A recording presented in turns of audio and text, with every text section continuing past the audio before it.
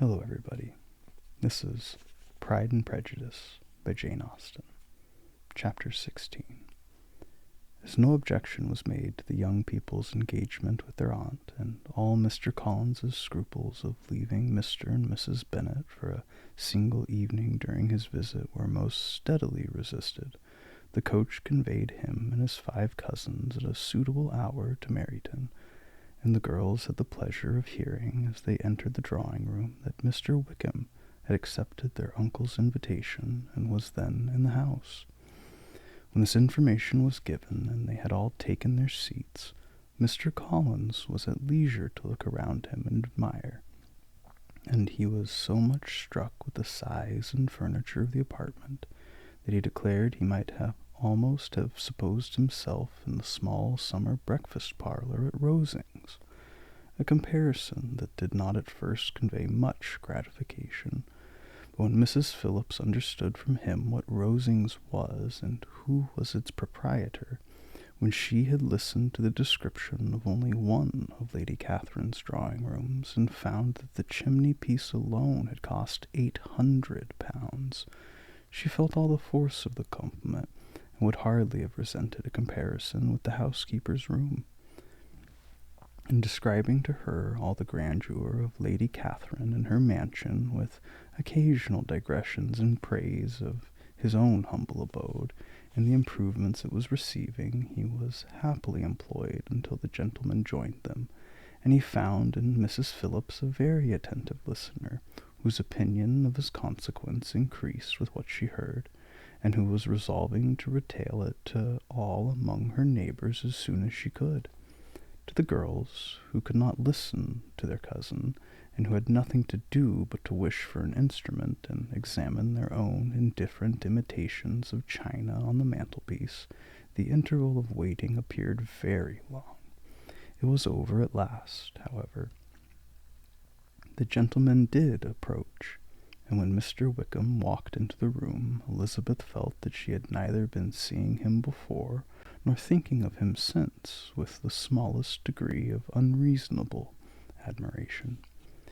The officers of the shire were in general a very creditable, gentlemanlike set, and the best of them were of the present party. But Mr. Wickham was as far beyond them all in person, countenance, air, and walk, as they were superior to the broad-faced, stuffy Uncle Phillips, breathing port wine, who followed them into the room. Mr. Wickham was a happy man, towards whom almost every female eye was turned, and Elizabeth was the happy woman by whom he finally seated himself. In the agreeable manner in which he immediately fell into conversation, though it was only on its being a wet night and the probability of a rainy season, made her feel that the commonest, dullest, most threadbare topic might be rendered interesting by the skill of the speaker. With such rivals for the notice of the fair as Mr. Wickham and the officers, Mr. Collins seemed likely to sink into insignificance. To the young ladies he certainly was nothing, but he had still at intervals a kind listener in Mrs. Phillips, and was, by her watchfulness, most abundantly supplied with coffee and muffin. When the card tables were placed, he had an opportunity of obliging her in return by sitting down to whist. "I know little of the game at present," said he, "but I shall be glad to improve myself, for in my situation of life—" Mrs. Phillips was very thankful for his compliance, but could not wait for his reason. Mr. Wickham did not play at whist, and with ready delight was he received at the other table between Elizabeth and Lydia. At first there seemed danger of Lydia's engrossing him entirely, for she was a most determined talker, but being likewise extremely fond of lottery tickets, she soon grew too much interested in the game, too eager in making bets and exclaiming after prizes, to have attention for any one in particular. Allowing for the common demands of the game, Mr. Wickham was therefore at leisure to talk to Elizabeth, and she was very willing to hear him, though what she chiefly wished to hear she could not hope to be told, the history of his acquaintance with Mr. Darcy. She dared not even mention that gentleman. Her curiosity, however, was unexpectedly relieved. Mr. Wickham began the subject himself. He inquired how far Netherfield was from Meryton, and, after receiving her answer, asked in a hesitating manner how long Mr. Darcy had been staying there. "About a month," said Elizabeth, and then, unwilling to let the subject drop, added, "He's a man of very large property in Derbyshire, I understand." "Yes," replied Wickham. "His estate there is a noble one, a clear 10,000 per annum. You could not have met with a person more capable of giving you certain information on that head than myself, for I have been connected with his family in a particular manner from my infancy." Elizabeth could not but look surprised. "You may well be surprised, Miss Bennet, at such an assertion, after seeing, as you probably might, the very cold manner of our meeting yesterday. Are you much acquainted with Mr. Darcy?" "As much as I ever wished to be," cried Elizabeth warmly. "I have spent 4 days in the same house with him, and I think him very disagreeable." "I have no right to give my opinion," said Wickham, "as to his being agreeable or otherwise. I'm not qualified to form one. I have known him too long to be a fair judge. It is impossible for me to be impartial, but I believe your opinion of him would in general astonish, and perhaps you would not express it quite so strongly anywhere else. Here you are in your own family. Upon my word, I say no more here than I might say in house in the neighbourhood, except Netherfield. He is not at all liked in Hertfordshire. Everybody is disgusted with his pride. You will not find him more favourably spoken of by anyone." "I cannot pretend to be sorry," said Wickham, after a short interruption, "that he or that any man should not be estimated beyond their deserts, but with him I believe it does not often happen. The world is blinded by his fortune and consequence, or frightened by his high and imposing manners, and sees him only as he chooses to be seen. I should take him, even on my slight acquaintance, to be an ill-tempered man." Wickham only shook his head. "I wonder," said he, at the next opportunity of speaking, "whether he is likely to be in this country much longer. I do not at all know, but I heard nothing of his going away when I was at Netherfield. I hope your plans in favour of the shire will not be affected by this being in the neighbourhood." "Oh, no, it is not for me to be driven away by Mr. Darcy. If he wishes to avoid seeing me, he must go. We are not on friendly terms, and it always gives me pain to meet him, but I have no reason for avoiding him but what I might proclaim to all the world, a sense of very great ill usage, most painful regrets at his being what he is. His father, Miss Bennet, the late Mr. Darcy, was one of the best men that ever breathed, and the truest friend I ever had. And I can never be in company with this Mr. Darcy without being grieved to the soul by 1,000 tender recollections. His behaviour to myself has been scandalous, but I verily believe I could forgive him anything and everything, rather than his disappointing the hopes and disgracing the memory of his father." Elizabeth found the interest of the subject increase, and listened with all her heart, but the delicacy of it prevented further inquiry. Mr. Wickham began to speak on more general topics. Meryton, the neighbourhood, the society, appearing highly pleased with all that he had yet seen, and speaking of the latter especially, with gentle but intelligible gallantry. It was the prospect of constant society, and good society, he added, which was my chief inducement to enter the shire. I knew it to be a most respectable, agreeable corps, and my friend Denny tempted me farther by his account of their present quarters and the very great attentions and excellent acquaintance Meryton had procured them. Society, I own, is necessary to me. I have been a disappointed man, and my spirits will not bear solitude. I must have employment for society. A military life is not what I was intended for, but circumstances have now made it eligible. The church ought to have been my profession. I was brought up for the church, and I should at this time have been in possession of a most valuable living, had it pleased the gentleman we were speaking of just now. Indeed? Yes. The late Mr. Darcy bequeathed me the next presentation of the best living in his gift. He was my godfather, and excessively attached to me. I cannot do justice to his kindness. He meant to provide for me amply, and thought he had done it. But when the living fell, it was given elsewhere. Good heavens, cried Elizabeth, but how could that be? How could his will be disregarded? Why did you not seek legal redress? There was just such an informality in the terms of the bequest as to give me no hope from the law.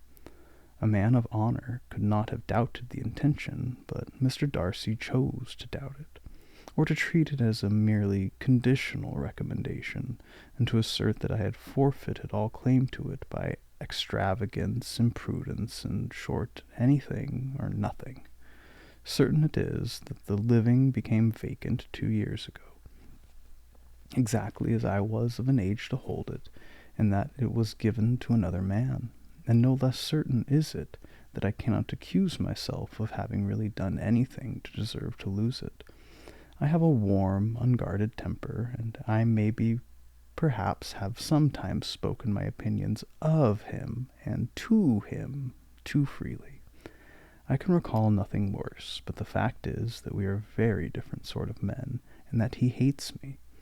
This is quite shocking. He deserves to be publicly disgraced. Some time or other he will be, but it shall not be by me. Till I can forget his father, I can never defy or expose him. Elizabeth honored him for such feelings, and thought him handsomer than ever as he expressed them. But what, said she, after a pause, can have been his motive? What can have induced him to behave so cruelly? A thorough, determined dislike of me, a dislike which I cannot but attribute in some measure to jealousy.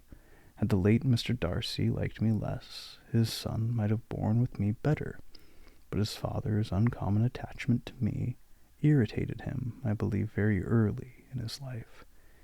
He had not a temper to bear the sort of competition in which we stood, the sort of preference which was often given me. I had not thought Mr. Darcy so bad as this, though I have never liked him. I had not thought of so very ill of him. I had supposed him to be despising his fellow creatures in general, but did not expect him of descending to such malicious revenge, such injustice, such inhumanity as this. After a few minutes' reflection, however, she continued, I do remember his boasting one day at Netherfield of the implacability of his resentments, of his having an unforgiving temper. His disposition must be dreadful. I will not trust myself on the subject, replied Wickham. I can hardly be just to him.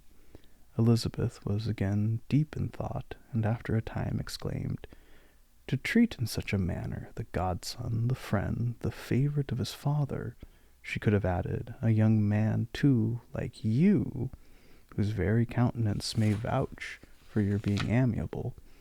But she contented herself with, and one, too, who had probably been his own companion from childhood, connected together, as I think you said, in the closest manner.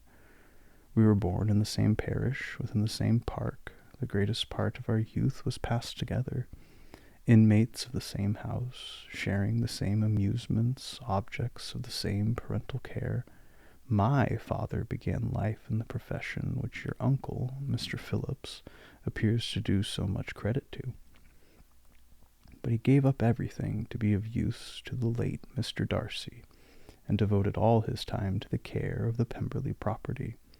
He was most highly esteemed by Mr. Darcy, a most intimate, confidential friend.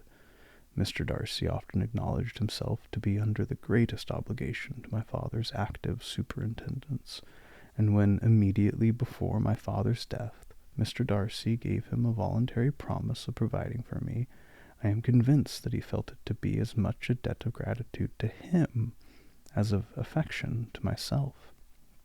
How strange, cried Elizabeth, how abominable! I wonder that the very pride of this Mr. Darcy has not made him just to you, if from no better motive that he should not have been too proud to be dishonest, for dishonesty I must call it. It is wonderful, replied Wickham, for almost all his actions may be traced to pride, and pride has often been his best friend. It has connected him nearer with virtue than any other feeling. But we are none of us consistent, and in his behavior to me there were stronger impulses even than pride. Can such abominable pride as his have ever done him any good? Yes, it has often led him to be liberal and generous, to give his money freely, to display hospitality, to assist his tenants and relieve the poor. Family pride and filial pride, for he is very proud of what his father was, have done this. Not to appear to disgrace his family, to degenerate from the popular qualities, or lose the influence of the Pemberley house, is a powerful motive. He also has brotherly pride, with which some brotherly affection makes him a very kind and careful guardian of his sister, and you will hear him generally cried up as the most attentive and best of brothers.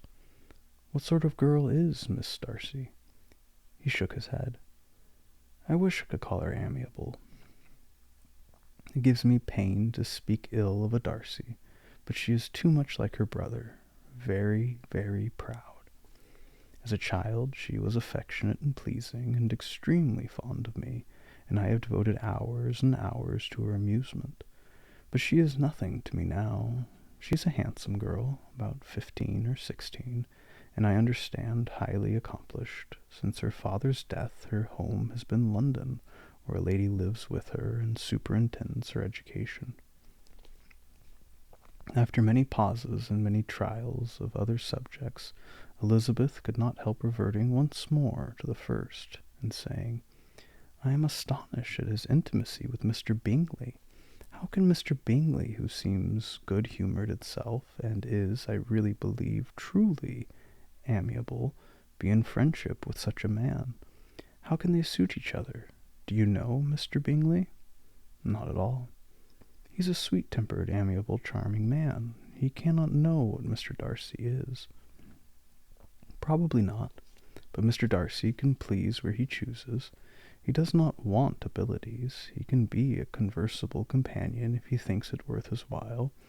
Among those who are at all his equals in consequence, he is a very different man from what he is to the less prosperous. His pride never deserts him, but with the rich he is liberal-minded, just, sincere, rational, honorable, and perhaps agreeable, allowing something for fortune and figure.